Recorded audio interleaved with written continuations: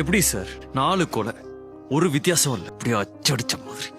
ஒரு கொலையை யார் பண்ணான்னு கண்டுபிடிக்கிறதுக்கு எவிடன்ஸை விட முக்கியமான விஷயம் மோட்டிவ். எதுக்காக ஒரு கொலை நடக்குதுன்னே தெரியலன்னா எங்க இருந்து தேட ஆரம்பிக்கிறது? கொலைகாரன் நம்மளை சுத்தி இருக்கிற யாரா வேணாலும் இருக்கலாம்.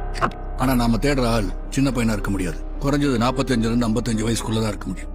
இறந்தது எல்லாமே 20 வயசுல இருந்து 30 வயசுக்குள்ள இருக்கிற பொண்ணுங்க. தம் அடிச்சா கொஞ்ச நேரத்துல திரும்பி அடிக்கணும்னு தோணுது இல்ல?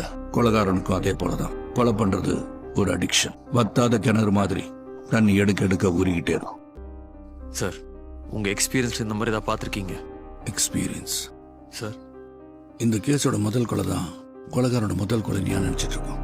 சார், நான் ஒரு புக்ல படிச்சிருக்கேன். இந்த மாதிரி ஆட்கள் சில நேரத்துல கொலை பண்றதை அப்படியே நிறுத்திட்டு ஒரு 20-30 வருஷம் கழிச்சு திரும்ப ஆரம்பிப்பாங்க. எதனால அப்படி? டிஸ்ட்ராக்ஷன்.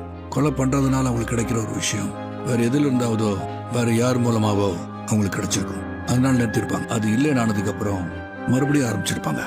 இன்னும் 20 வருஷம் பின்னாடி போனோம்.